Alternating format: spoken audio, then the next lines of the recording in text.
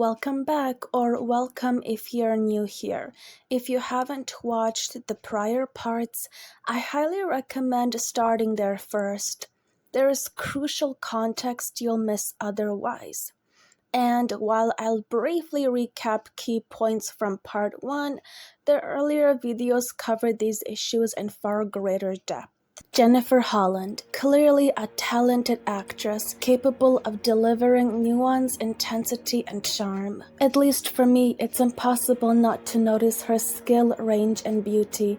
That being said, the writing of Emilia Harcourt consistently undermines that talent, turning a potentially rich character into a frustratingly underutilized figure. So what went wrong? Emilia Harcourt first appears in The Suicide Squad 2021, setting her up in the end credits for the Peacemaker show. She's shown to be ethically opposed to Waller and is even terrified of her.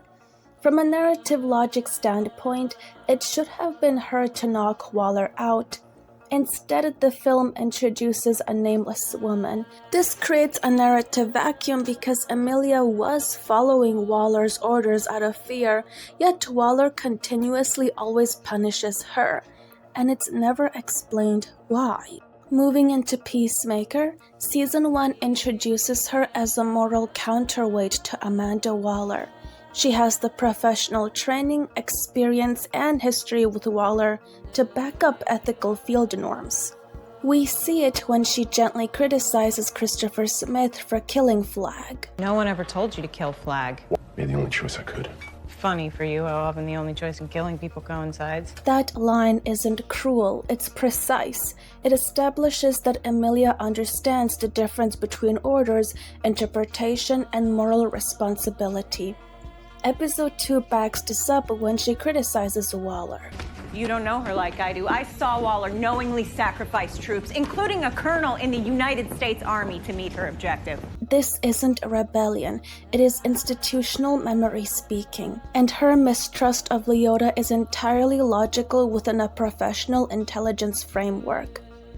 Episode 3 reinforces her ethical standards. Why don't we just take out the bodyguards and storm inside?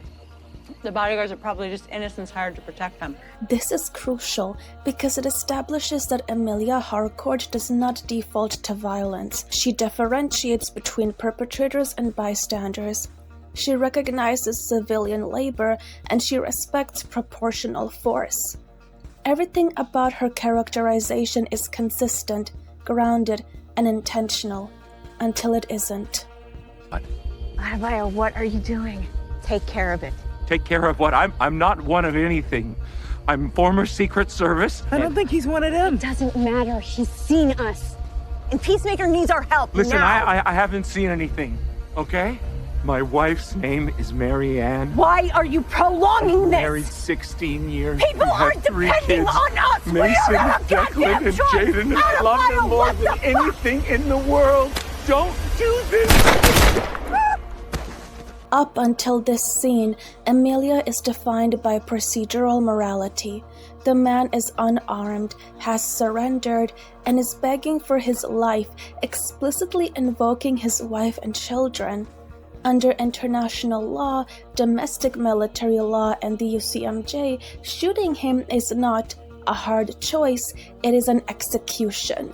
Doesn't matter. He's seen us. And people aren't depending on us. Mason, Declan, and Jaden are not justifications, they are rationalizations. The same logic Amanda Waller uses to do the same. Yet the next morning she stops Christopher from killing a knocked out judo master who should by her logic be a bigger threat than any random security guard. She instead finds it appropriate to simply hold him hostage, leading to his escape. Why does that logic apply to a pleading civilian, but not to an unconscious enemy combatant? There is no internal justification given, which means this isn't character complexity, it's selective writing convenience. Hey, no! No! So you're okay with making that poor bastard's last minute of life the worst suffering imaginable because you're too much of a coward to put him out of his misery, but you won't eat a fucking fish. Got it. I don't give a shit, Adebayo. The truth is, you want to do this job, you can't balk, ever. You have to make the hard choice when necessary. This sudden shift in her morals contradicts her earlier professional stance on field ethics, going from legality to brutality with no explanation. Again, she's using the same logic as Amanda Waller. Stop it, damn it! Are you telling me the United States is now in the business of executing people for crimes they haven't committed yet? The United States is in the business of saving the damn world by any means necessary. The narrative gaslighting happens in the same episode where Emilia says this. The first time I killed someone, I didn't have my period for 3 months. And then it gets easier? No, not really. But it's good it hurts. Otherwise, you become like Amanda Waller and you start treating human life like it's nothing. This line is where the script fully collapses, because Emilia has already done exactly that. She executes a civilian, dismisses it as necessary, and shows no private reckoning, delayed reaction, or ethical fallout. Pain is not accountability, feeling bad is not reflection, and crying is most definitely not growth. The show wants you to emotionally substitute guilt for morality, and those are not the same thing. Killing him was never her job to begin with. Her authority is her badge. Her weapon is control, not force. So the correct response wasn't, "We don't have a choice." It was, "Federal agents, stay quiet. You're coming with us." Emilia Harcourt doesn't need to kill him to protect a mission.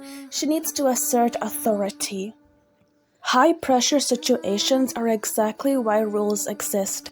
If pressure justifies execution, then field ethics are meaningless and Waller's logic is vindicated, and every atrocity becomes understandable. Professional agents are trained for stress. If Emilia can't operate within her role under pressure, then she is not a moral counterweight or meaningfully different from Waller. She is not even a stabilizing force. She's just better dressed brutality. Waller knows she's crossing lines.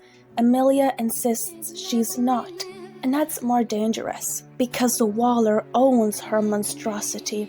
Emilia dresses it up as doing the hard thing, and the story lets her.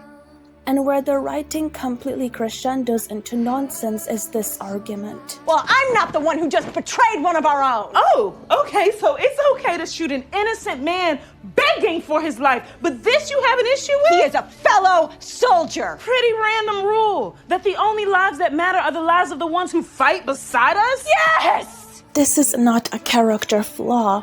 It is the script accidentally admitting its own moral rot. Because that statement doesn't just contradict her earlier behavior, it reverses the foundational ethics of military and intelligence work. What Emilia is asserting here is not complexity. It is the idea that human worth is conditional on its institutional proximity. But under every ethical and legal framework governing military conduct, civilians are afforded greater protection, not less. Soldiers accept risk to shield non-combatants. By reversing that hierarchy, the script doesn't just undermine Emilia's role as a moral counterweight, it aligns her with the very ideology she's meant to oppose. And at that point, Waller isn't an aberration, she is the logical conclusion. Emilia yelling Yes! isn't conviction, it's not even a character flaw, it's the script panicking because it has no justification. Like I said, I'm not made for this shit. I'm not supposed to be here. That's why I was packing up. I just want to do whatever job I need to where telling right from wrong ain't advanced calculus. Well, that would be a shame. Shame why? Because you're good at the job. This line only works if the show understands what the job actually is, and it doesn't. Civilian ethics are not the same as field ethics. Leota is good at civilian morality. She feels bad when people are hurt, hesitates before violence, and always wants to do the right thing in a vacuum. But those are not field ethics. They are making morally correct decisions under pressure, acting decisively when hesitation costs lives, distinguishing necessary harm from avoidable harm, and carrying out difficult actions without collapsing the mission. Feeling distressed does not mean you're ethical, it just means you're distressed, and discomfort is not a qualification. A grounded, responsible version of Harcourt would say something closer to, wanting a normal life doesn't mean you failed, it means you know where you belong, and that's respect. Instead, the show implies that Leota leaving is a tragedy because the field needs her softness.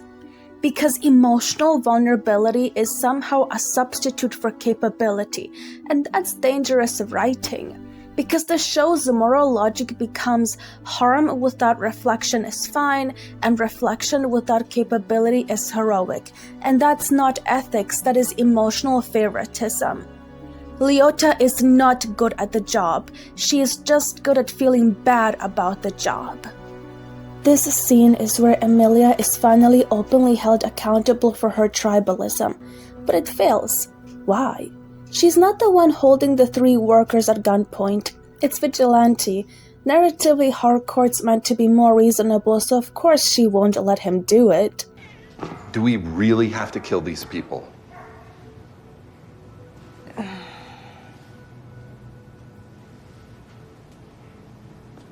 No, we'll tie them up, and by the time the morning staff comes in, we'll be long gone. That pause is supposed to signal maturity. Instead, it exposes that killing 3 unarmed workers is a genuine option she considers. Once again, for a character supposedly defined by ethical boundaries, that alone is damning. A moral counterweight doesn't hesitate here, she shuts it down immediately. The fact that she doesn't shows her true colors. What doesn't, however, is the setting. A field agent's true character shows under pressure, which is what happened with the security guard. This is a veterinary station. It's calm and safe. She's not making this choice out on the field, but in a contained medical environment. Also, societal pressure played an impact on her choice. She didn't spare them because she's changed, but because she resigned to keep team morale. She doesn't say, "We don't kill civilians," but No, we'll tie them up, and by the time the morning staff comes in, we'll be long gone. that's compromise, not conviction.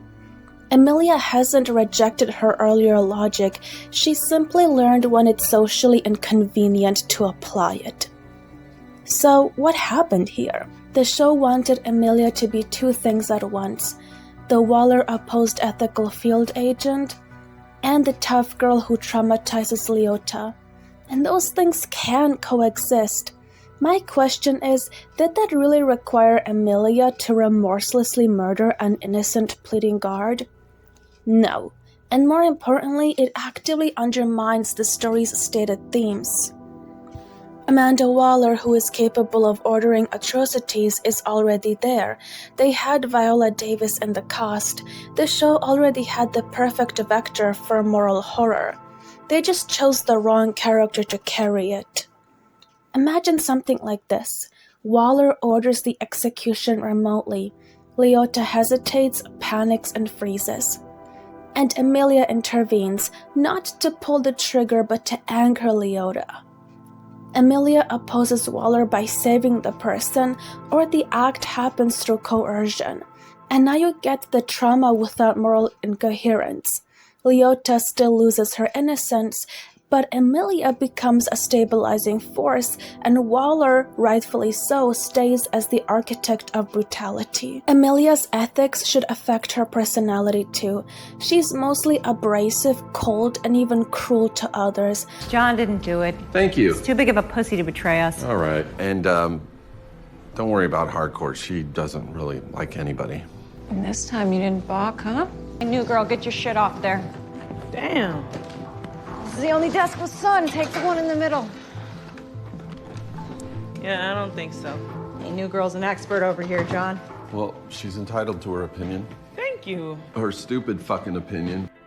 Leota is a much better person than I am, because if I was her in that very moment, I swear I would have zero qualm with punching both of them across the face and then kicking their teeth out. Why does James Gunn make every character so rude?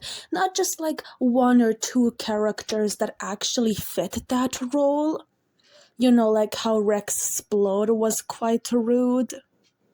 Or the Immortal and Invincible? No, he just has to make everyone treat others like they are snot napkins. Thus, her professionalism comes across as cruelness rather than competence. And that's a dangerous idea to sell. I'm not asking for her to be a softie like Leota, but she needs more elegance, humor, playfulness, and personality to mirror her training, which says, keep morale high in a team. Why is she written as an eye-rolling, constantly annoyed military version of Gamora? No idea. In part 5, I will be discussing how Emilia Harcourt's moral stance directly affects her bond with Peacemaker and his arc. In episode 5, after their mission at the warehouse, Emilia opens up a group chat and invites all members of the 11th Street kids. But the group chat is not cute, it's narrative amnesty. In universe, only mere days have passed since episode 3. The team has witnessed Emilia execute a pleading surrendered civilian and heard her explicitly justified with Waller logic. No remorse, no reckoning, and no explanation. And then episode 5 goes, look, found family, group chat, she's fun now. That is the show granting Emilia social absolution without accountability. In any remotely believable human dynamic, she would have to work hard to build up the team's trust in her, and it damn well wouldn't happen overnight. Instead of consequences, we get social normalization of someone who hasn't earned it yet. There is nothing wrong with Emilia being the one to initiate reconnection. In fact, if written properly, that could have been vulnerable, uncomfortable, and deeply human. Her starting the group chat after a reckoning could have been a quiet olive branch. I know I screwed up, but I don't expect forgiveness. I just don't want to stay isolated.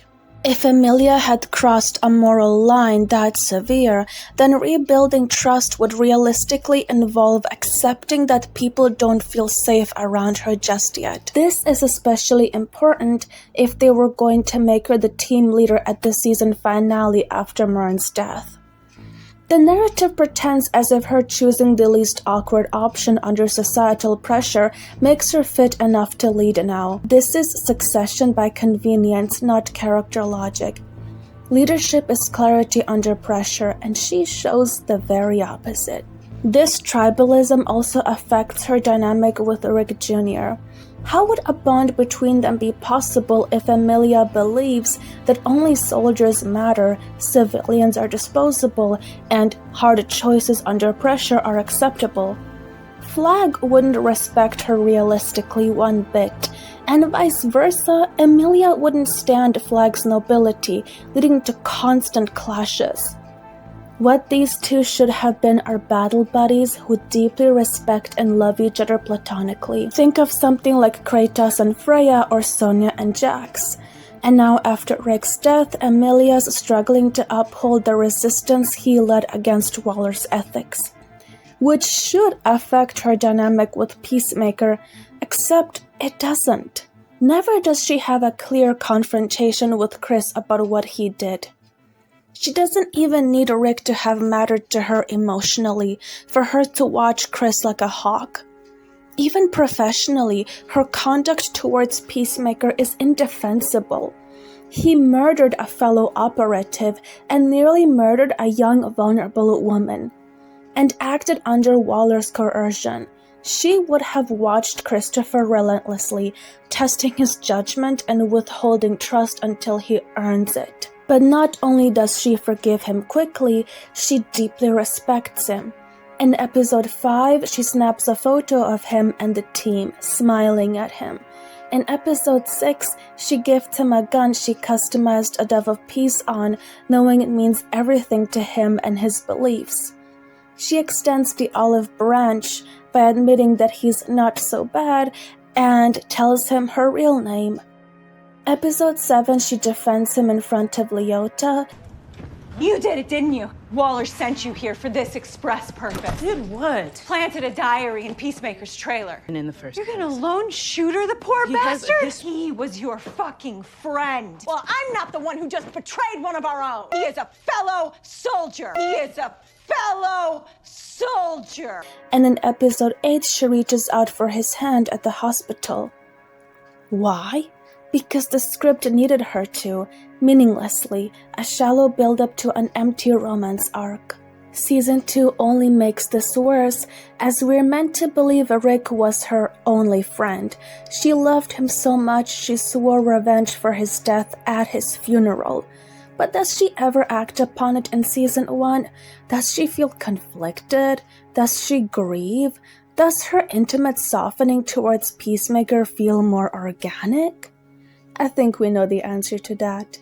In fact, if you accept Season 2 retroactively insisting Rick was her closest bond and that she wanted revenge, softening quickly towards Peacemaker, validating him, emotionally rewarding him, and initiating intimacy, all within the span of a few days, becomes even more psychologically absurd. Season 2 doesn't develop Emilia Harcourt, it reinvents her. Retroactively, the show insists she and Junior had an affair, yet the dialogue contradicts itself so severely that no coherent psychological through line exists. One moment she says, You're the only friend I have, Rick. And I'm pretty sure I'm yours. You wanna fuck that up? which signals her belief of mutual codependence. The next scene, she insists she was just one of many. He loved you, you know. Son loved a lot of women in general. Rick. Call me Rick. Your son loved a lot of women, Rick. But then she once again reasserts her belief that she's special. Yeah, but he loved you as a friend, as well as whatever else. That is different. Really. Yeah. Then she downplays him as her only friend. He was my only friend. You killed him, Chris. How could I possibly?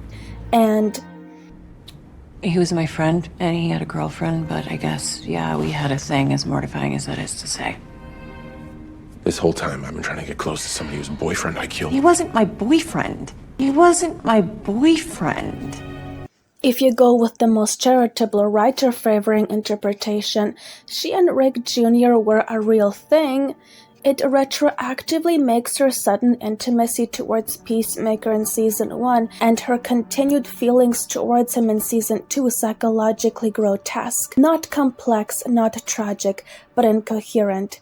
With the only explanation is that she projects parts of Rick onto Peacemaker, as he is the last tether to Rick she has, which the story doesn't frame it that way whatsoever. She doesn't meaningfully grieve Rick or hold open resentment towards Peacemaker.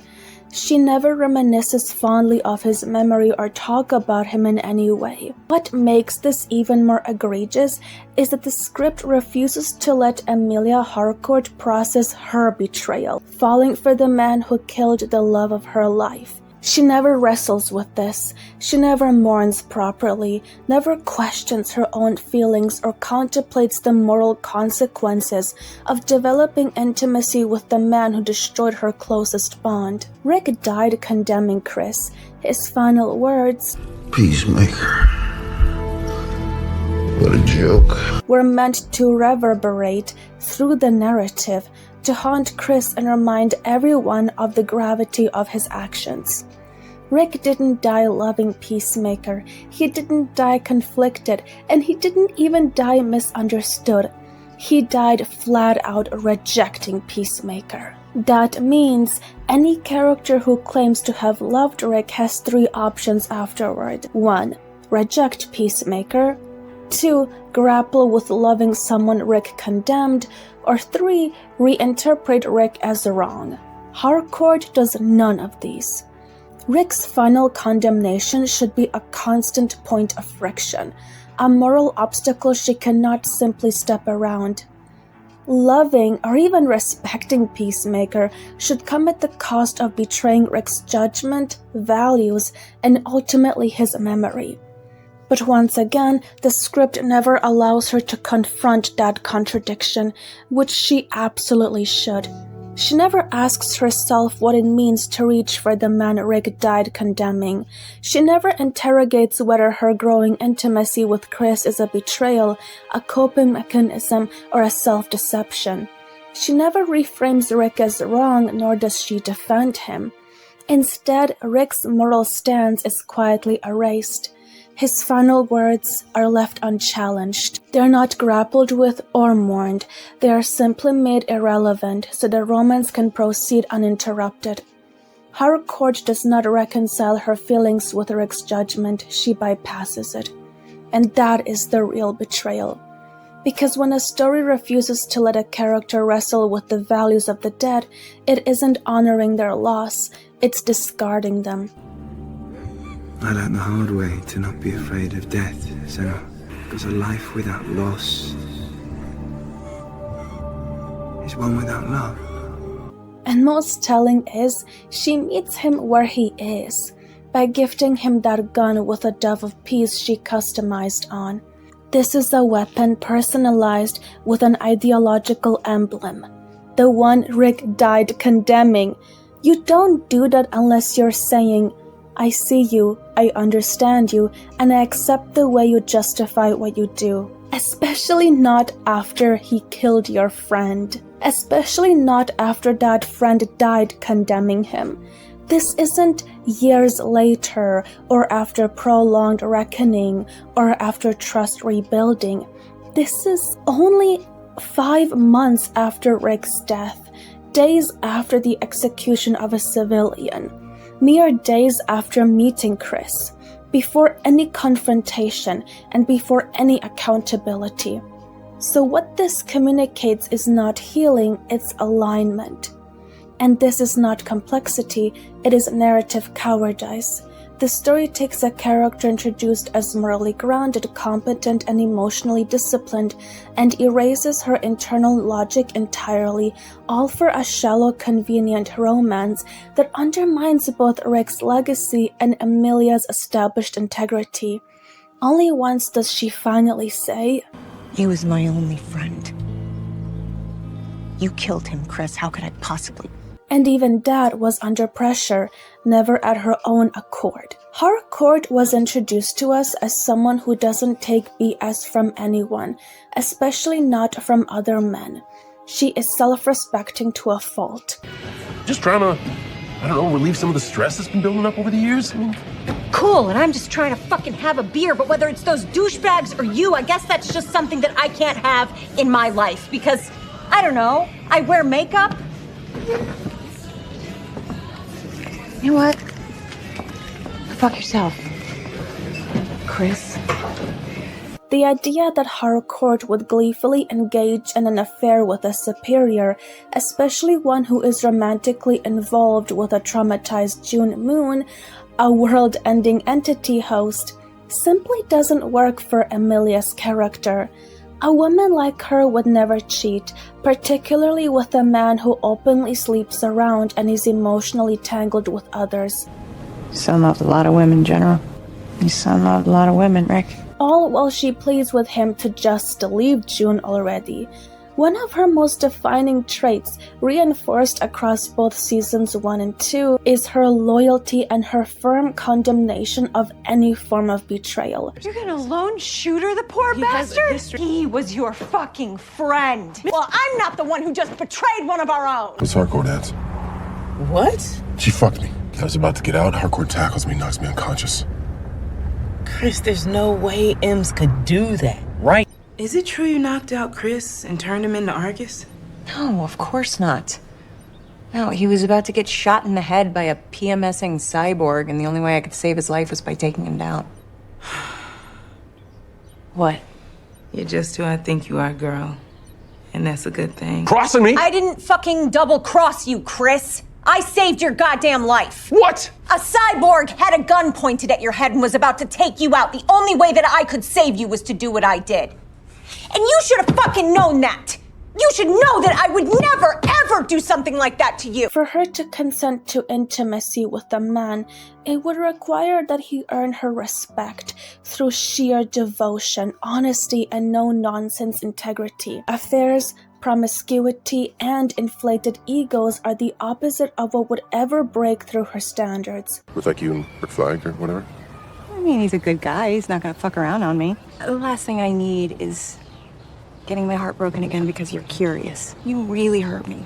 And if I was ever to reconsider things, I couldn't have somebody fucking around on me all the time. To depict her otherwise is to rewrite her psychological spine, perception, intelligence, and undoing everything that makes her a compelling character. Because if you respect her existing character, would she really tell Rick Jr. if he ever tried getting with her?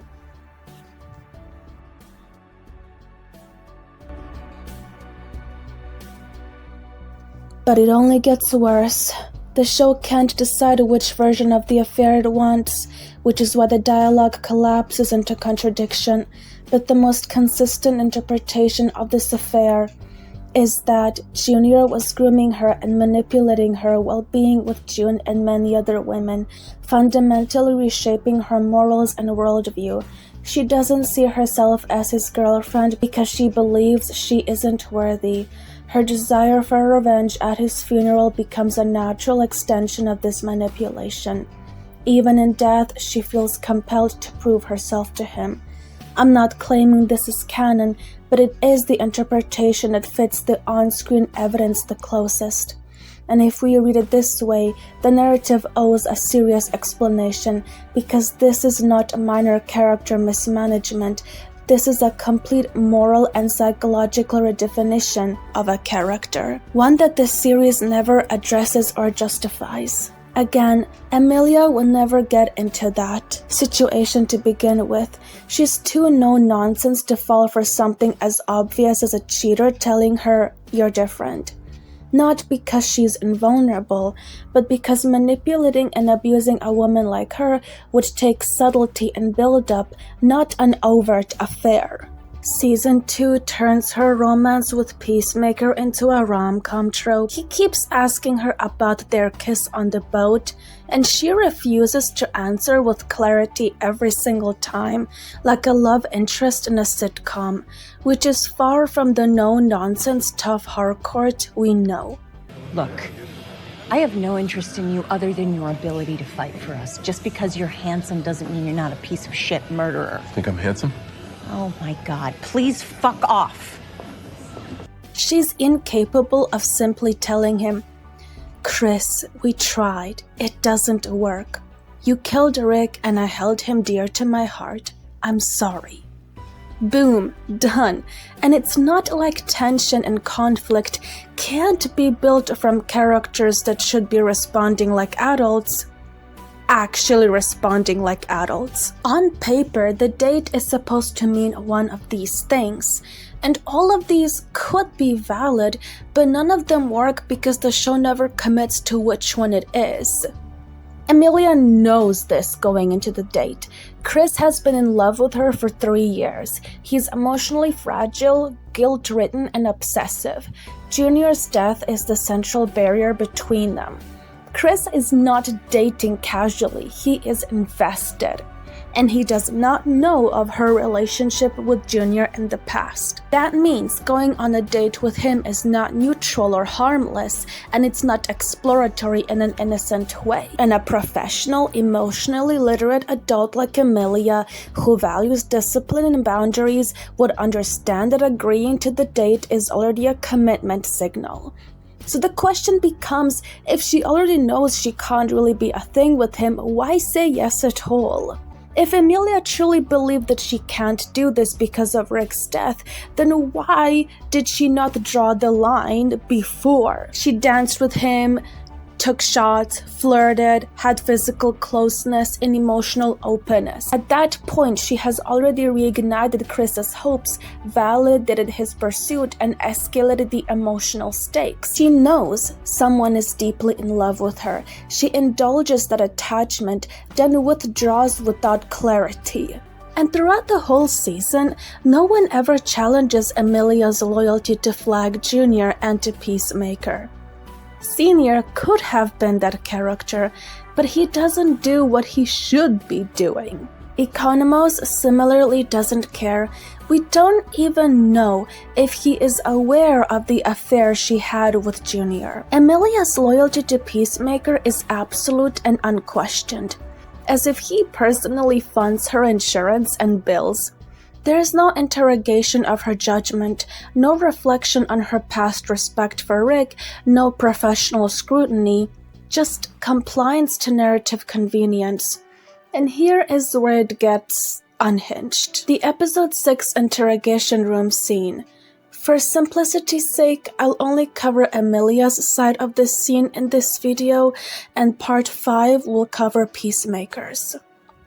James Gunn said about this scene, I am not going to lie, I blacked out when I read this. My whole brain discombobulated.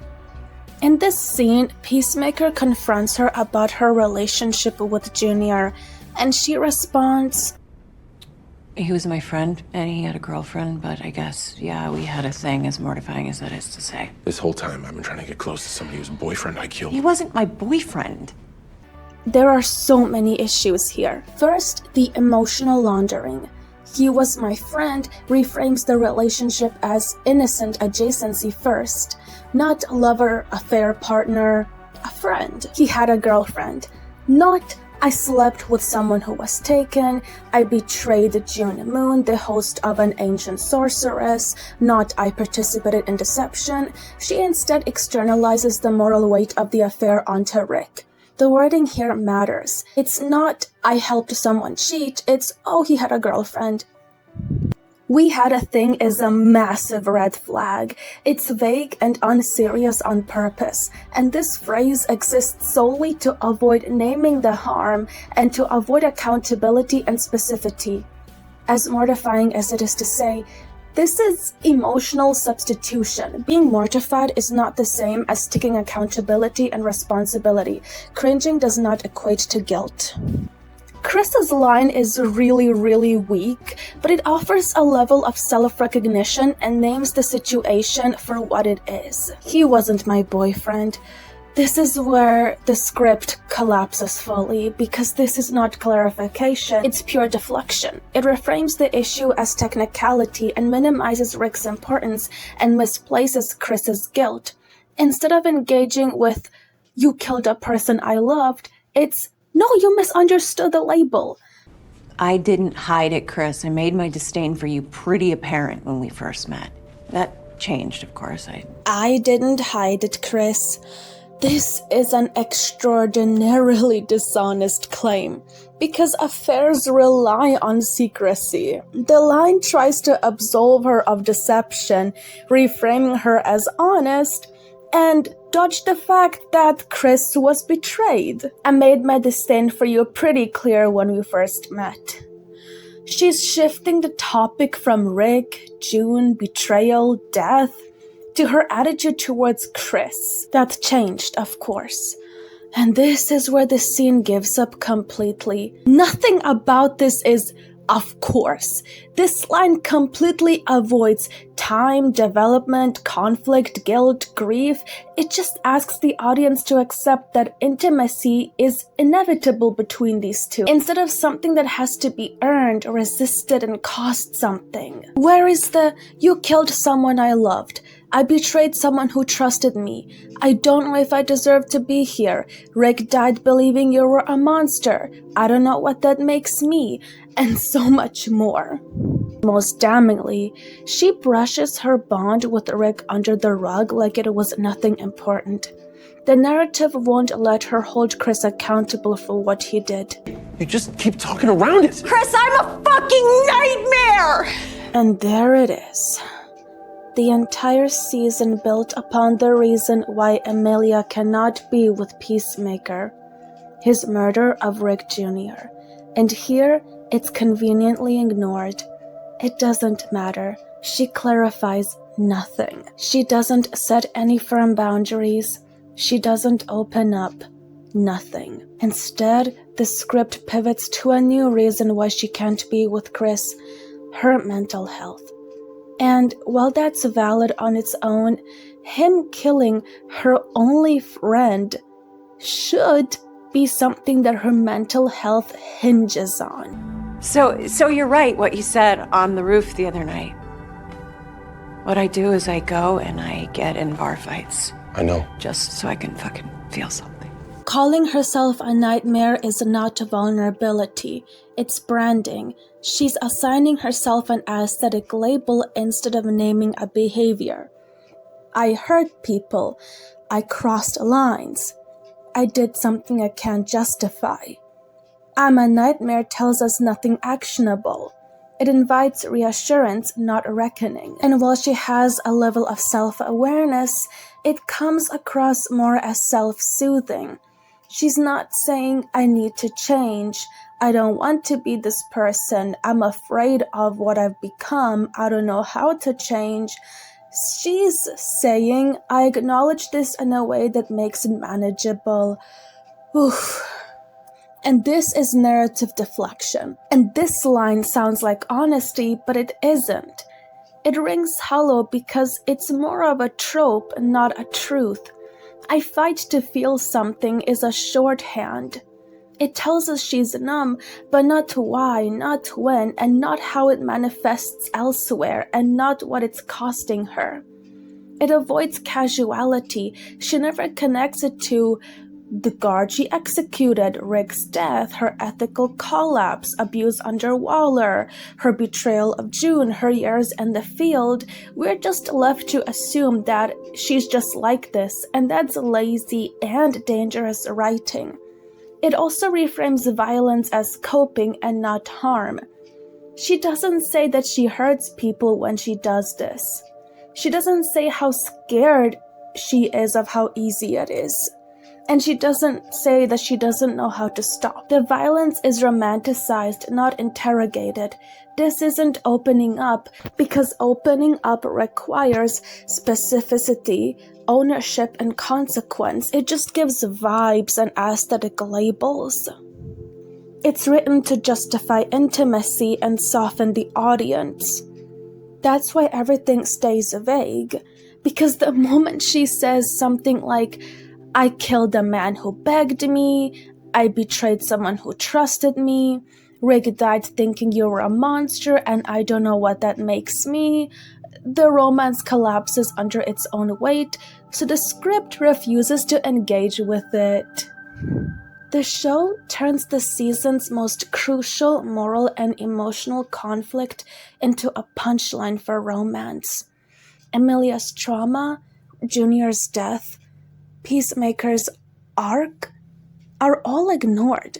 It's a complete abdication of narrative responsibility. Also, I don't have access to my feelings like you do. This is a stock phrase that signals that she's damaged, closed off, and a secret softie that needs love. It's a trope that telegraphs this relationship arc without doing the work of making it specific to her. I don't have access to my feelings usually describes someone who goes numb under stress, doesn't recognize what they're feeling until much later, defaults to detachment, and avoids emotional language.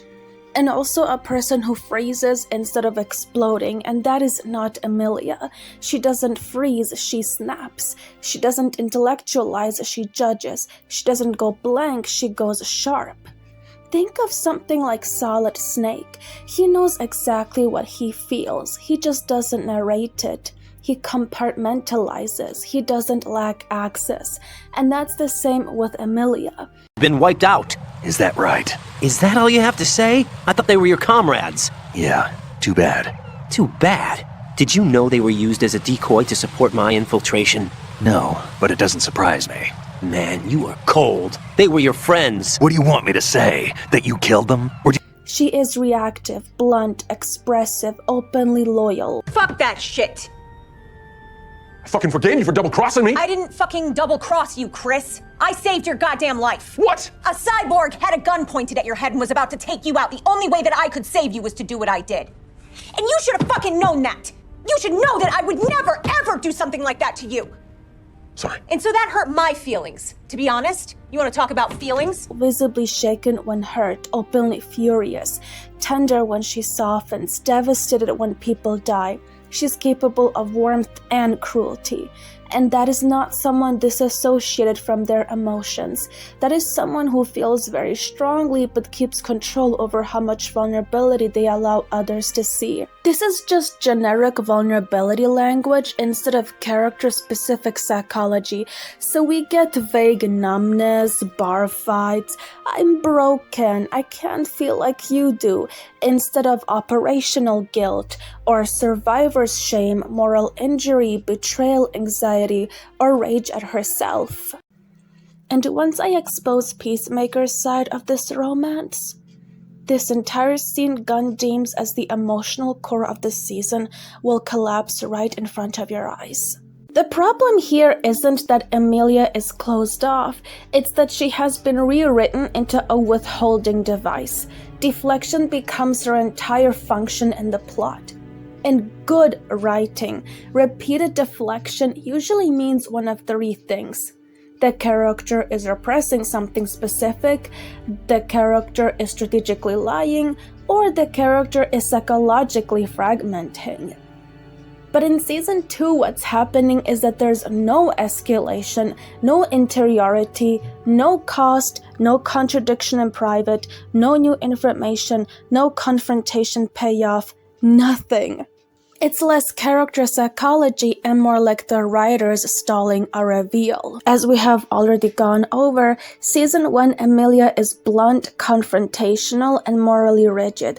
She is reactive and judgmental. She doesn't pretend she forgot and she doesn't soften conflict. She says the harsh things out loud. Her mode is direct aggression, not evasiveness.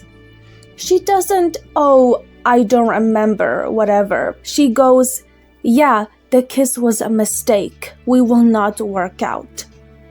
Those are very different psychological postures. Season 2 Emilia minimizes, gaslights the importance, vagifies everything. She dodges like it's the plague, refuses to engage in anything, and keeps conversations circular. And this feels like an entirely different person.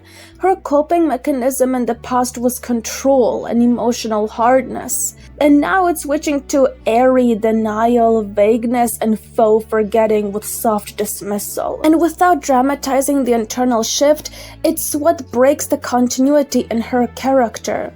If Season 2 wanted this to work, we would need a triggering event between seasons, a clear new wound, private scenes of collapse, of grief, her choosing a different tactic because the old one failed. Deflection is only satisfying when it builds pressure.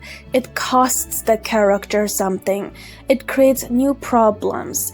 It changes relationships. It backfires. But here, it's just... she deflects, no consequences, she keeps the position, and romance continues with a soft reveal landing. Nothing she avoids will truly ever matter in the story. Emotional avoidance without dramatic cost is just narrative padding. If James Gunn wanted this withdrawn version, he would need to show her alone after deflecting, let her spiral harder in the bar fights, let characters confront her more forcefully. After the Big Shell incident, he became unstable. Memories began to resurface from his childhood when he fought for Solidus in the Liberian Civil War. Jack slowly stopped coming home, and when he did, he'd be dead drunk, sometimes covered in cuts and bruises. I was all alone. I know it sounds like I'm making excuses, but I needed to get over it, to move on with my life. I'm worried about him, of course, but I'm also afraid of him. Have Rick Sr. weaponize her avoidance. I've got nothing to lose. Don't be an idiot. You know you've got someone to protect. It was never going to work out for me. It even rained the day I was born. You've got it all wrong. You were the lightning in that rain. You can still shine through the darkness. Have allies lose trust in her because of it. Let her misjudge a mission due to distraction. Make her lie collapse publicly. Without that scaffolding, deflection becomes decorative. If a character is on the verge of permanently losing someone, that is one of the oldest and strongest narrative pressure cookers in fiction. Writers use that moment because fear strips defenses. People say the thing they've been refusing to say. The denial finally collapses, and that is exactly when the truth should come out. The fact that Emilia doesn't confess this scene is not restraint. It's dramatic evasion for the sake of romance stalling. Chris is in another universe. He's unreachable and already emotionally distant. Emilia is crying and losing control, actively begging him to come back. If she doesn't say it here, then when? If not when she thinks she's losing him permanently, then her silence becomes artificial. Instead of saying, I love you, I'm terrified of losing you, I don't know how to live with what you did to Rick and still want you, etc., she gives off vague distress, pleading with tears and panic without any articulation, and it's emotionally incomplete. Withholding it feels wrong. She's already chasing him across universes and breaking down in front of him. She's risking everything to bring him back.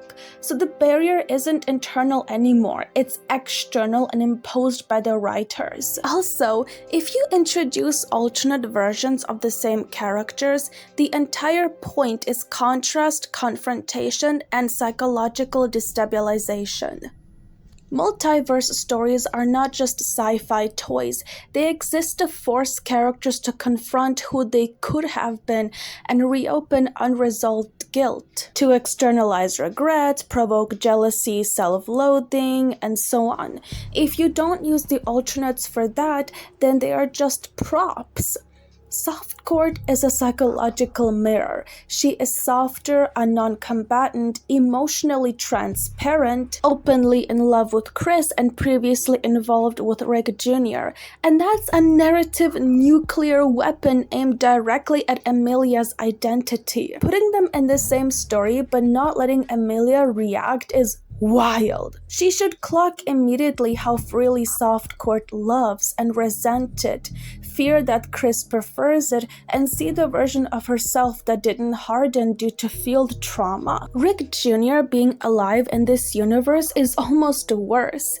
In Emilia's universe, Rick died and she cheated with him, but in this universe, he is alive and not a cheater, and that should be emotionally radioactive. She should freeze when she sees him and wonder if she ever deserved to want that version. And lastly, confront the fact that her Rick is gone forever.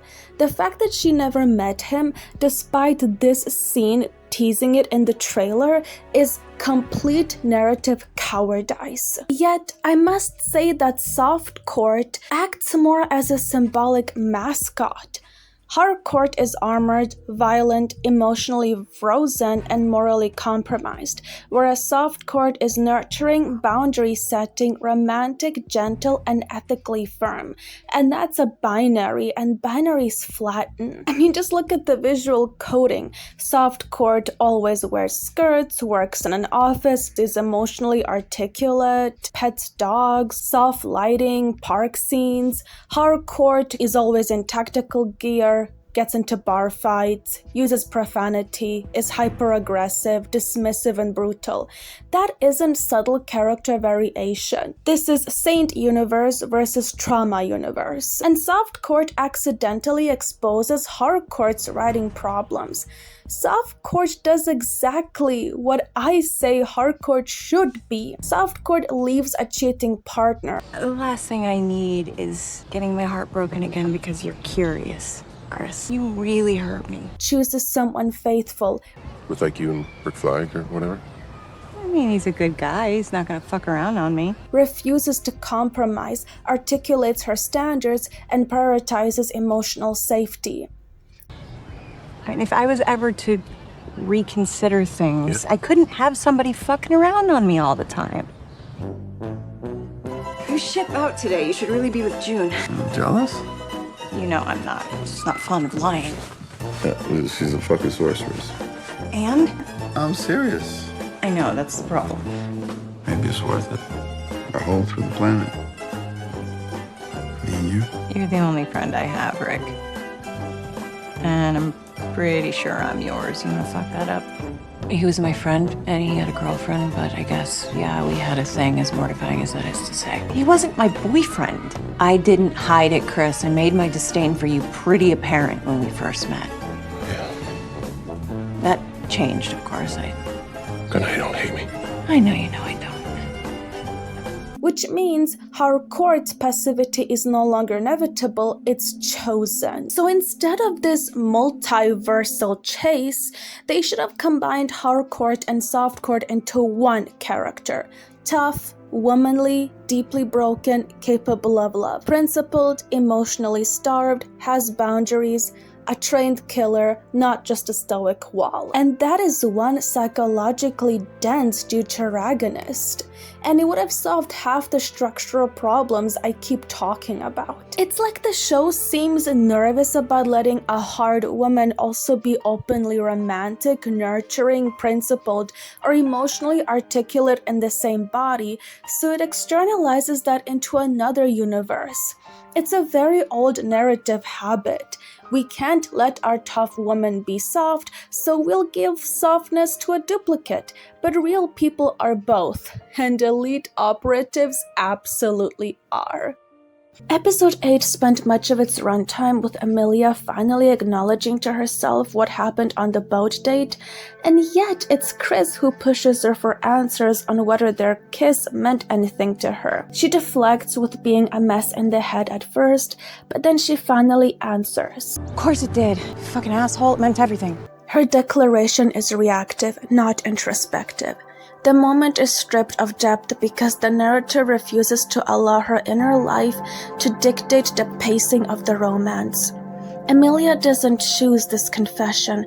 She's coerced into it by the story's need to move the romance forward. The narrative doesn't allow her to confess why and how Chris means everything to her.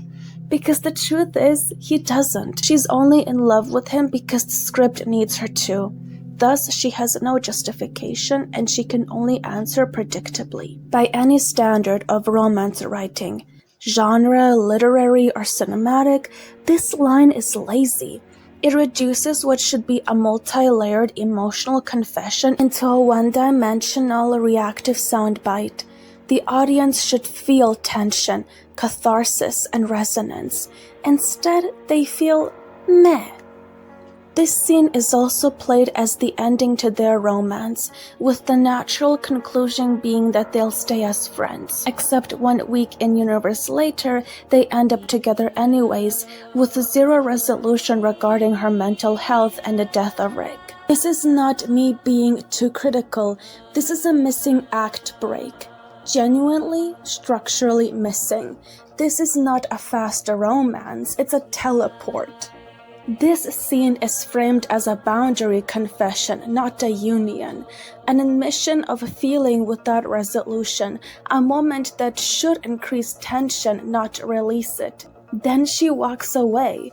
This is textbook visual language for, this changes things, but we are not together. Walking away after a confession usually means she needs space and he needs to sit with it. Consequences are still coming. It is absolutely correct to read this scene as they are not a couple yet. Then the show skips time to a concert with established couple behavior, with zero intervening scenes showing conversations, reckoning, even jokes about, so are we doing this? So the story skips the single most important beat. Why did she change her mind? Not that she did. Why? Even a single scene would have fixed at least 60% of this. For example, this conversation. The concert scene feels especially wrong. Concerts are celebratory, communal, and carefree. They are end-of-arc imagery. You put characters at a concert after they've resolved something, not instead of resolving it. Speaking of her mental health, shortly after Season 1's events, Amanda Waller blacklisted Emilia Harcourt from all intelligence agencies in the USA. In trying to get her job back, Emilia has been undergoing psychological evaluation, where the therapist came to this conclusion. I've come to the conclusion you suffer from a particularly severe form of toxic masculinity. What? You have every symptom. You suppress your emotions, you're aggressive and yeah, prone to that violence. shit's in the DSM-3 there, the It's toxic the DSM-5 masculinity. now. You do your best to maintain a hard appearance. So my face? I'm getting some You sort of a maintain bullshit, non-existent diagnosis based on my and- face? I'll get The therapist's diagnosis, calling her a form of toxic masculinity, emphasizing aggression and suppressed emotion, is surface level. It frames her flaws as personality quirks rather than ethical failures with consequences. It's a fundamentally shallow diagnosis that doesn't directly hold her accountable. Toxic masculinity is a sociological critique, not a psychological condition. It's a lens for examining systems and cultural expectations, not something you suffer from. Also, the hyper-independence claim collapses immediately. Let's be precise. Hyper-independence means a refusal to rely on institutions or people, avoidance of attachment and authority, and a preference for autonomy even at personal cost. But what does Harcourt actually do? She clings to institutional approval. She defines her worth through government validation. Because when she's blacklisted, she doesn't pivot, she waits. She engineers her way back into the system rather than away from it. They want her to be emotionally repressed and hyper-independent, closed off, but they've already written her as engaging in an affair for emotional regulation, seeking validation through proximity to power. You're the only friend I have, Rick. And I'm pretty sure I'm yours. You wanna fuck that up? And anchoring her identity to team belonging. Those are attachment behaviors, not independence. She doesn't avoid closeness, she seeks it in unsafe, indirect ways. That's disorganized attachment plus institutional trauma. It doesn't say, you display impaired empathy. You show moral absolutism. You enabled a cheating colonel in the military whom you had a long-standing affair with yourself. On June Moon. You shot and killed a man unnecessarily. My record is exemplary. I served my country. I did everything that it asked of me. Emilia's line about her exemplary record is almost laughable in this context. The show clearly wants us to admire her dedication, but all the evidence we've seen completely contradicts it. The script won't let us absorb her ugliness by having the session reveal the real reasons she's unfit for the field. Her lack of professional boundaries, preemptive lethal force on a surrendered individual, compromising secrecy protocols, endangering humanity via persistent betrayal of the host of an ancient entity, and so on. I have only been trained to do one thing my entire life, Doc. So you tell me, what the fuck am I supposed to do now? From a professional writing perspective, that line is what we call a turning point question. When a character asks, what am I supposed to do now? The story must do one of three things. give an answer, even if an uncomfortable one, refuse the answer but show consequences, or defer the answer while actively dramatizing the search. What James Gunn does is option 4. Ignore it. The therapist doesn't respond because the writer has no idea what Harcourt should do next. If the therapist answered honestly, the story would be forced to confront things Gunn actively avoids. That Emilia's skills could be used outside of state violence, that she might need to redefine morality, not just employment, and that returning to the same system is avoidance, not healing. So instead of destabilizing the status quo, the scene cuts. That unanswered question should have been the engine of season 2. Instead, it becomes decorative angst, because nothing follows from it. She doesn't fail at independence, she doesn't confront alternative uses of her skill set, she doesn't choose between ethics and survival. The question is asked and erased, because the story wants to keep her explicitly sympathetic and only broken and dark in an aesthetic way. Season 2 also introduces her bar fights. She initiates dangerous, violent fights with men to cope with her emotional issues. And while that's not inherently bad storytelling, in fact, I like it, and it's common among operatives like her to fall into reckless, overt coping mechanisms, the script fails to give an explanation as to why she became this way. What happened in the 3 years between season 1 and season 2 that led her here? Without a proper reason, these fights come across less as a natural evolution of her character and more so shoehorned edginess for the sake of drama.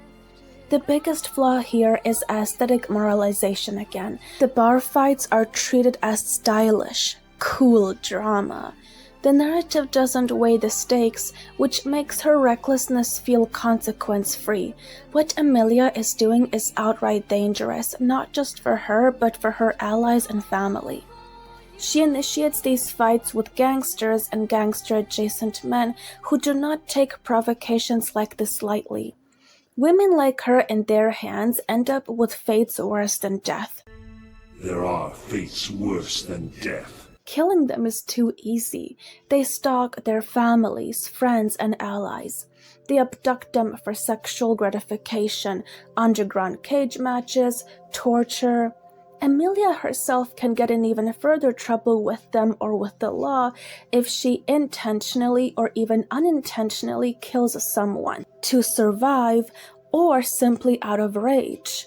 Not to mention, she barely recovers from one fight before lunging into another, weakening her performance, leading her to become more vulnerable in combat. The kinds of injuries that have been shown on screen should have led her to the ER eventually. She might be capable, but she's not. And Peacemaker and the rest never see her bruises or cuts or get to comment on them in meaningful ways, as she spends the whole time covering them up, and when her jacket is off, it's only when her bruises have conveniently been healed. Even though Chris knows she consistently puts herself in harm's way, he and the team don't actually do anything about it. What's most egregious is that after her fight in episode 4, the bar fights vanish entirely. She doesn't get into a single unprompted or emotionally driven fight for the rest of the season. For half the season, the show completely abandons this narrative thread. Her mental health, which had previously manifested as impulsive aggression, never drives her towards recklessness or meaningful conflict again. And there's a difference between deliberately walking into a bar to provoke a fight and unexpectedly losing control or putting herself in danger at inappropriate moments. The former never occurs again, and the latter never occurs at all. Her injuries never compromise her abilities in the field. There's no moment of vulnerability where she struggles, where we see her slowed down or weakened by what should be a physically and emotionally taxing episode. She never allows herself a true breakdown, never cries, never reaches out for comfort and help, and she never lets anyone see the toll her own behavior takes on her. The show strips away the consequences of her actions, turning her previous recklessness into a hollow aesthetic gesture, and it leaves the audience asking if none of this has any real effect, what was even the point of the fights or her emotional struggle in the first place? In season 1, she was emotionally disciplined and collected under pressure. She may have been abrasive, but she handled stress without letting it turn into recklessness. She always maintained control. In season 2, she deflects constantly, avoids accountability, and channels frustration into bar fights. And that's a collapse of emotional structure. The narrative pretends she's evolved, but really it's just a rewriting of her emotional baseline for dramatic convenience. In season 1, Emilia is disciplined and direct. She doesn't shy away from hard conversations because she understands the stakes professionally and morally. But in season 2, she literally sidesteps the entire discussion about a kiss that narratively should carry emotional and moral weight. It infantilizes her by turning a grown, morally complex agent into someone who acts more like a teenager. Now, here is the thing. The only reason why Waller punished her is because Liotta exposed her on live TV. I had nothing to do with Amanda Waller's daughter outing her on national TV. Had Agent Adebayo asked my advice, I would have strongly advised against it and offered other potential solutions for keeping Agent Smith out of prison. So I have no fucking idea why I am the one being blackbooked here. But even the show itself admits that Harcourt was in a coma for 5 days while Liotta made that choice. Yet Liotta gets off scot-free, which makes no sense. Waller would be infuriated with her first. It's her daughter after all, her successor. The relationship between Waller and Emilia is extremely underdeveloped. It's understandable that Waller punished her for aiding Task Force X back in Corto Maltese, even if it wasn't her to knock her out. But season 2 makes it seem like Waller has some personal vendetta against Emilia. Wait a second. In season 2, there's a joke about Emilia Harcourt never wearing skirts and only wearing all black. You know, it's wild. I've never seen you wear black before. No? No. Or pants. Pants? What, I'm always in my fucking underwear? Except she literally wore a skirt in the Suicide Squad. She's wearing a black turtleneck with 3/4 sleeves and a burgundy plum skirt with black tights. Polished, controlled, professional. That outfit tells you exactly who she is. Disciplined, composed, and emotionally contained. In the post-credit scene, she even wore a light gray turtleneck. But in season 2, when we get a flashback to the morning of Corto Maltese, the show quietly rewrites that skirt outfit. Suddenly, she's in black jeans and a long-sleeve Henley top. Why?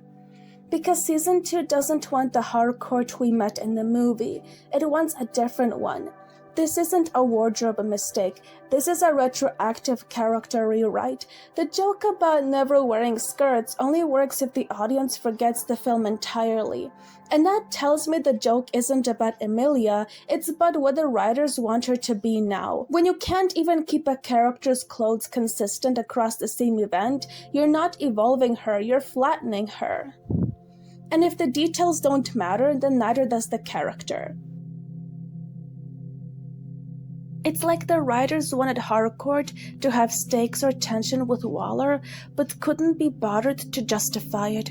So it's just, Waller is evil, she has it out for you, with zero nuance or reasoning. Here's what would have made sense. Perhaps professional jealousy. Waller sees herself in Harcourt, same intelligence background, same field experience, and she might perceive Harcourt as a threat, a morally upright agent who could outshine or outmaneuver her. Maybe an ideological clash. What if Harcourt didn't betray Waller? She just represents a better way to run operations. Moral, competent, accountable. And Waller, who thrives on manipulation and ruthless efficiency, might resent anyone who highlights her ethical compromises. Because, you see, Waller isn't supposed to be pure cartoonish evil. She's supposed to be complex, morally ambiguous, and sometimes even admirable in her competence. The show strips all that away for convenience, and it makes her a cartoonishly vindictive villain. It creates tension without substance and puts Harcourt into an arbitrary victim role. The DCU is full of independent operatives whom the government's blacklisted. She also has Peacemaker and Vigilante to work together with, as well as Lyota's new spy firm, but it takes her the entire season to finally acknowledge it properly by referring Sacha Bordeaux to Lyota at the season finale. Emilia lived for 2 years jobless. The blacklist logic does not apply to someone like her. Harcourt is not a paper pusher or a desk analyst or some soft power bureaucrat. She is a field operative that's been trained in combat, intelligence extraction, and ops work. She's someone who has already worked off-book and undeniably. In the DCU specifically, people like her do not become helpless when cut off from the government. They become contractors, private operators, mercenaries, middlemen. If anything, being blacklisted by Waller should make her more valuable, not less. Someone with her resume would have former squad mates, people who owe her favors, Black Ops freelancers. You're telling me 2 to 3 years pass, Harcourt does nothing? She builds no alternate life, forms no underground network, gains zero independence, and learns no new survival strategies. That's not a hardened operative, but a plot placeholder. She exists in status until the narrative needs her again, which is the exact opposite of how someone like her would behave. That grocery store moment is anything but neutral.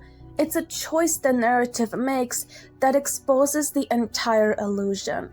Emilia Harcourt is financially desperate, facing utilities being cut off, and living all alone. And she walks past a temporary low-stakes anonymous job offer and doesn't even consider it? That's not pride or hyper-independence, that is authorial avoidance. A real Harcourt would apply for the job, be embarrassed, hated, resented, and feel degraded, but she would treat it as a temporary survival tactic, not identity collapse.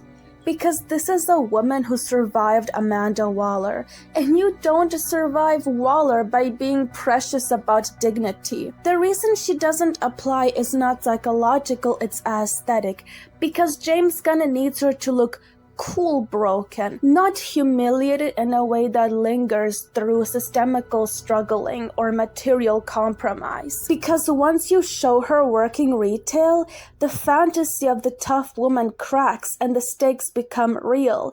The character must change or confront herself. That sign is not world building. It's a symbol the script refuses to follow through on. If the US government won't touch her, that does not mean the private sector won't, or even foreign agencies and shadow networks. The DCU is crawling with mercenary groups, paramilitary contractors, and morally grey operators, and Harcourt fits perfectly into that ecosystem. Blacklisting should radicalize her.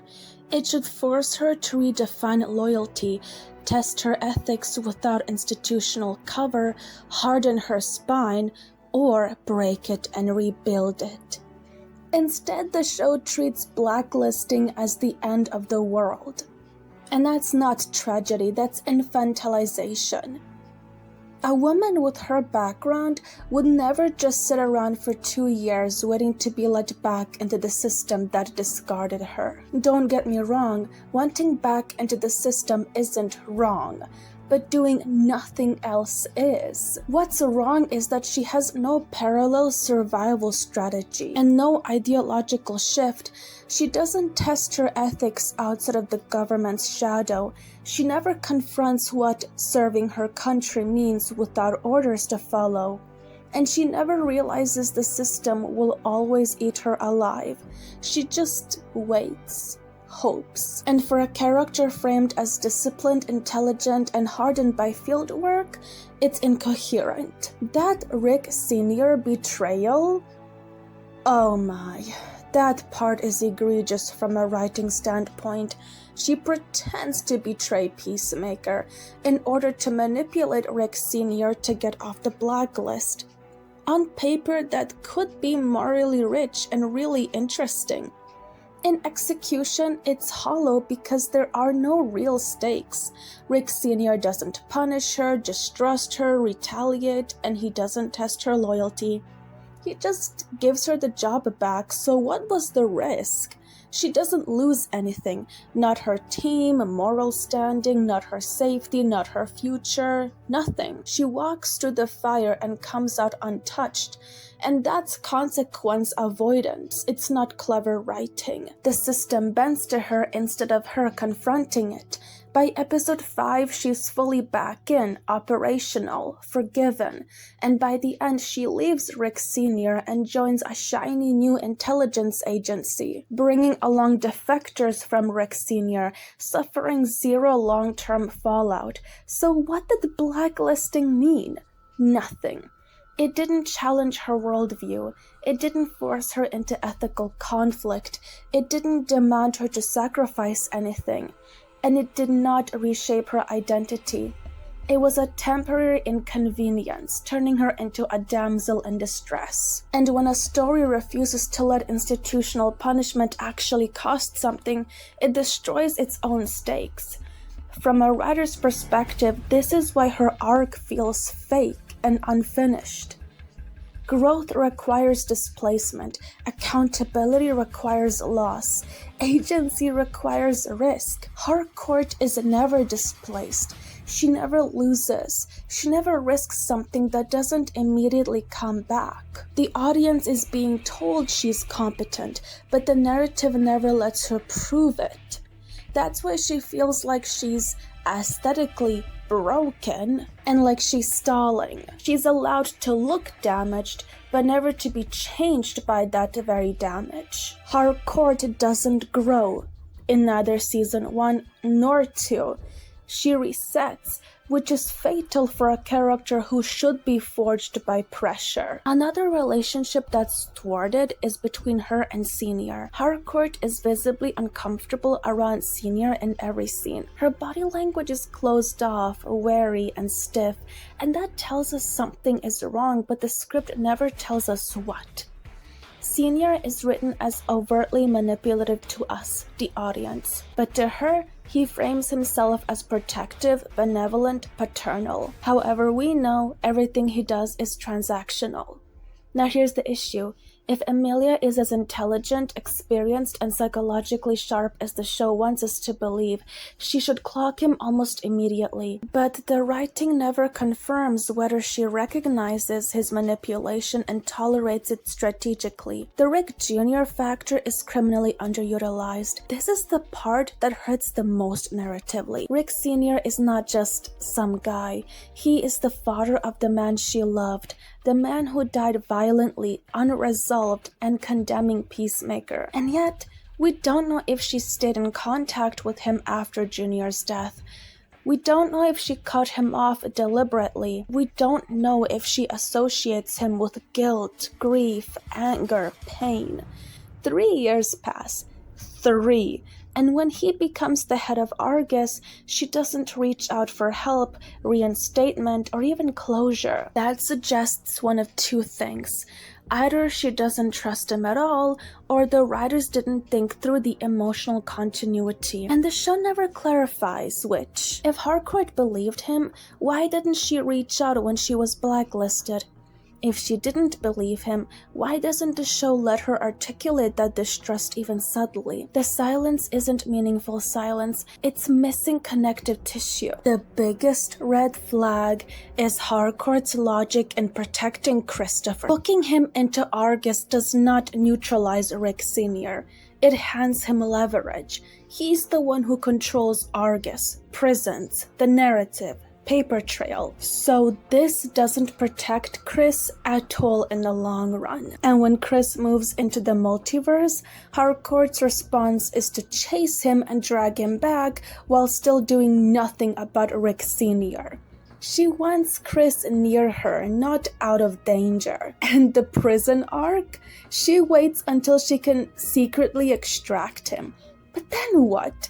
Even if he gets out, he's still wanted and hunted by Senior. Across all these scenarios, her plan is to get close to Chris, then react emotionally, then delay consequences, avoid confronting Rick Sr., and hope it somehow works out. You see, booking only means that Chris is officially logged into a system Senior controls. His vulnerability increases and his fate is bureaucratized. If Rick Sr. can enter interrogation rooms, beat prisoners, and override processes, then booking does not restrain him. It only makes violence quieter, abuse procedural, and consequences invisible. Everyone acts like booking saves Chris because the script needs it to be true, not because the world supports it. So what Harcourt does here essentially is that she hands him to the man who hates him most,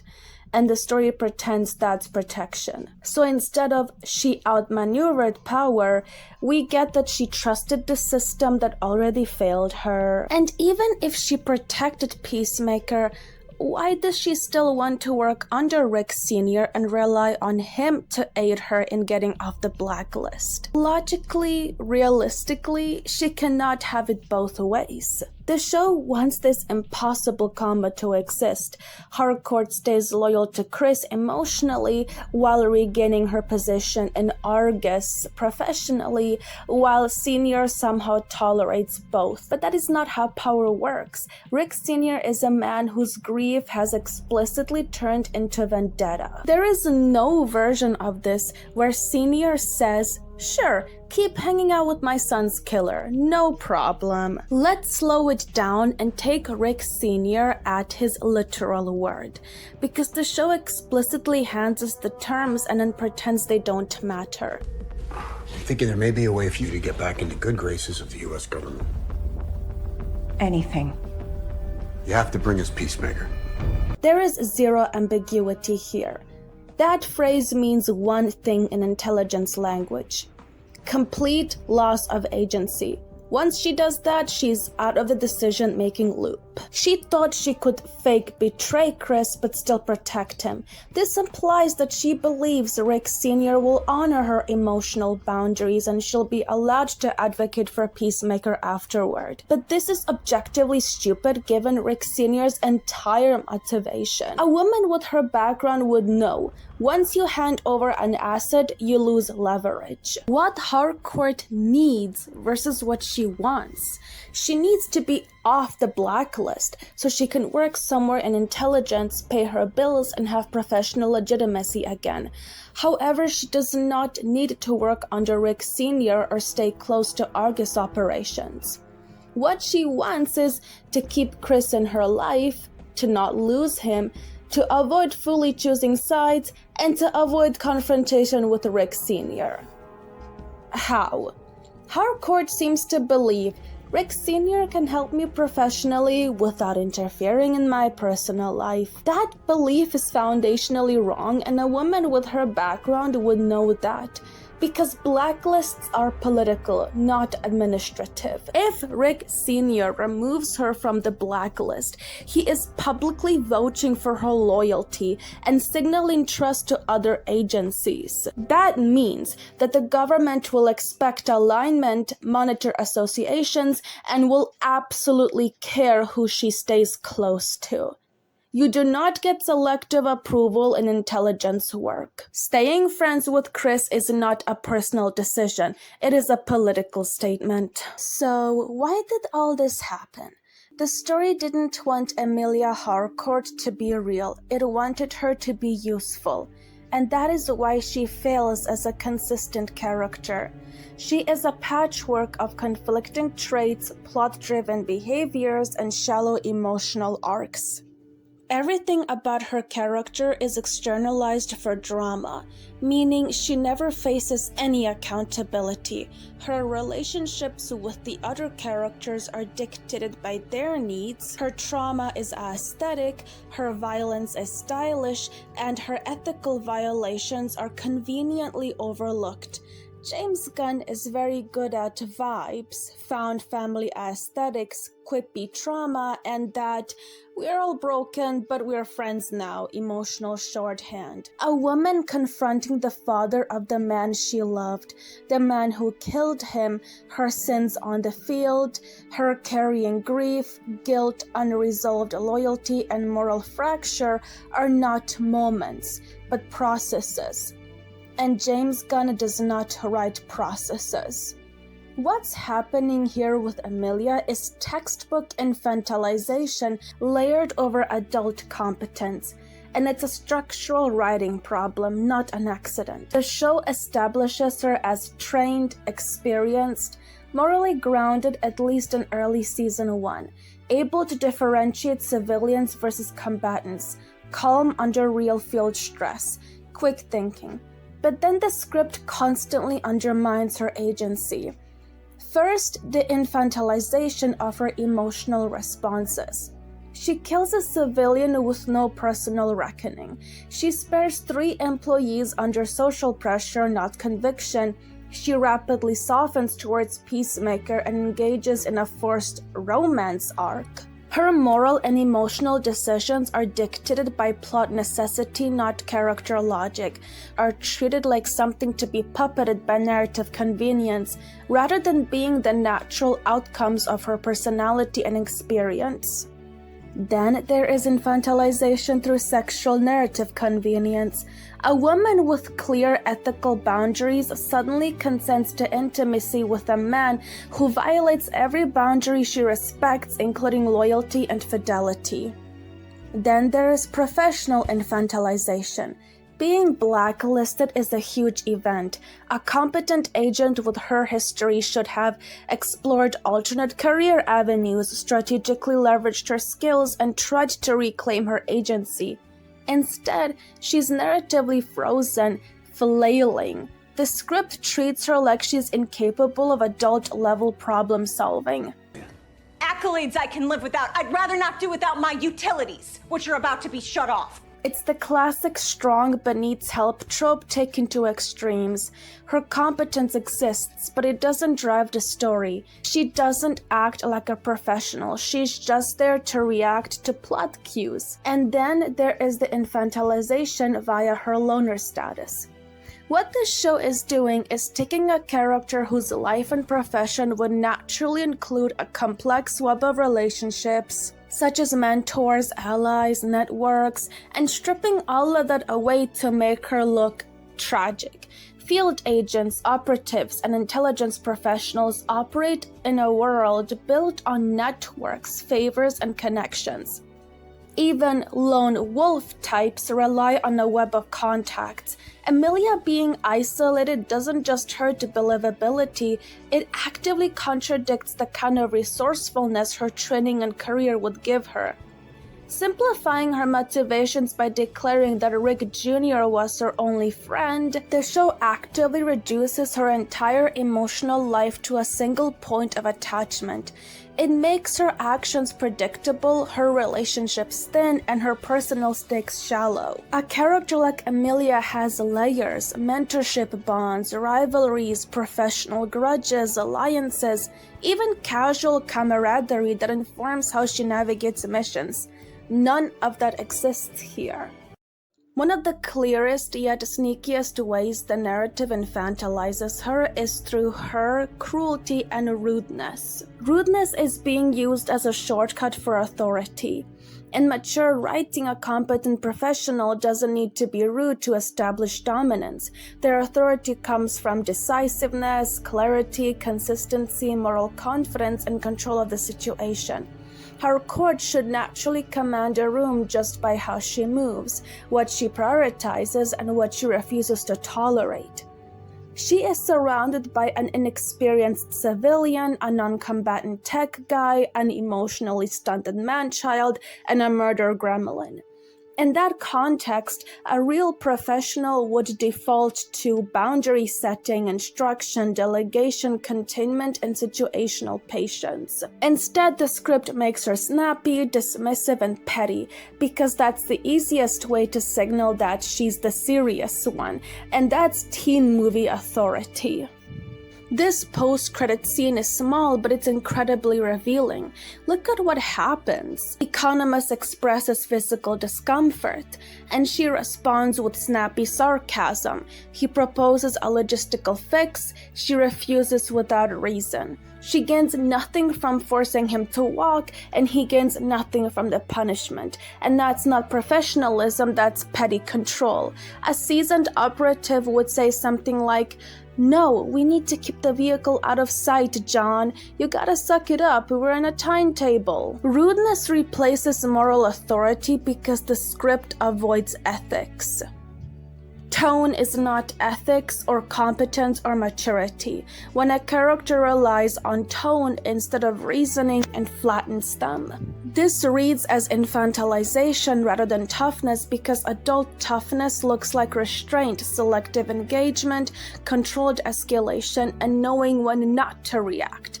Childish toughness looks like constant snapping, irritation at vulnerability, contempt for inconvenience, and impatience without justification. And Harcourt is written as the latter while being presented as the former. And that mismatch is exactly what makes her feel off. Lastly, infantilization through imposed flaws. Real flaws emerge from lived experience. Fake flaws are stapled on.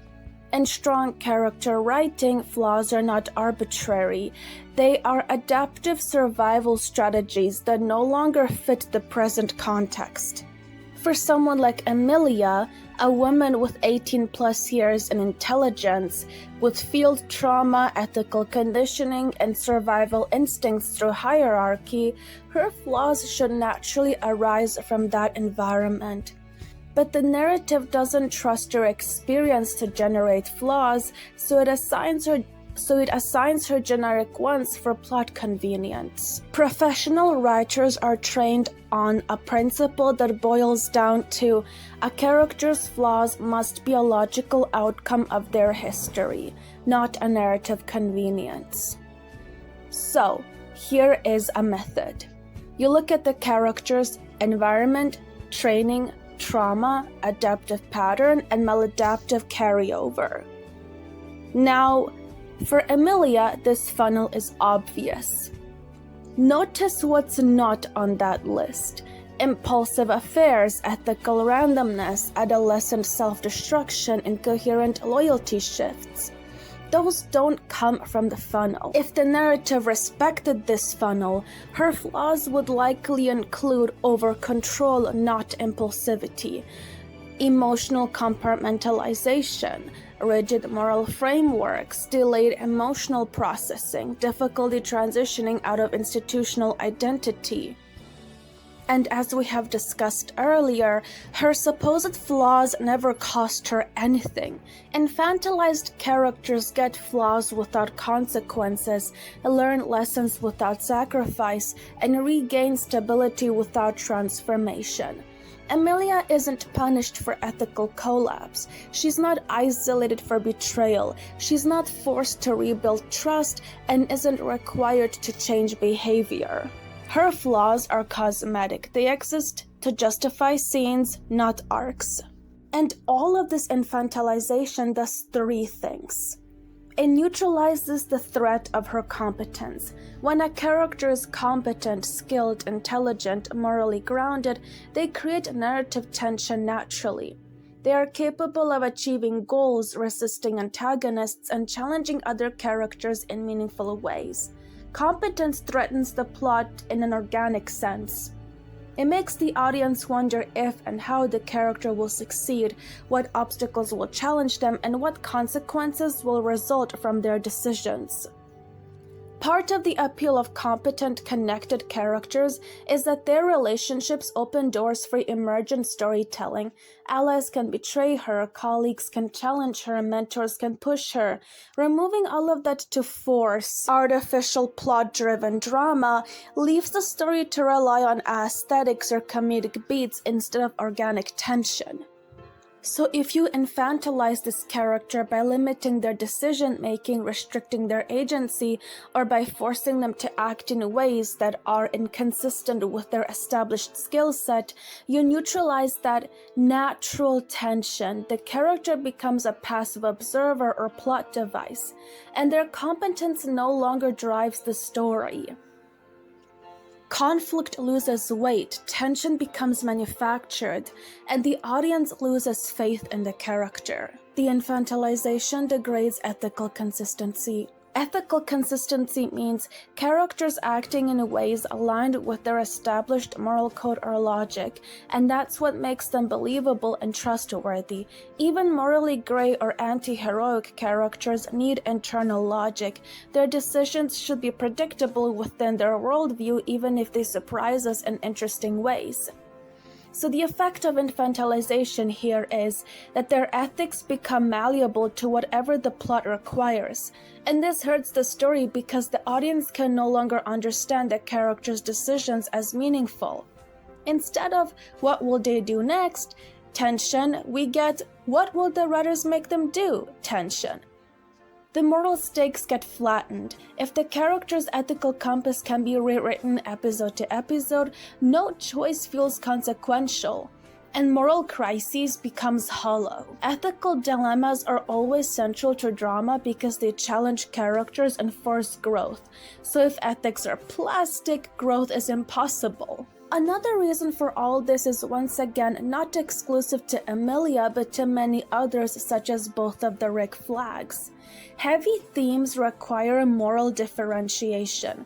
When a story engages with things like government violence, war crimes, institutional corruption, abuse of power, even PTSD, it cannot afford to flatten everyone into the same moral sludge. But that's exactly what James Gunn does all of the time.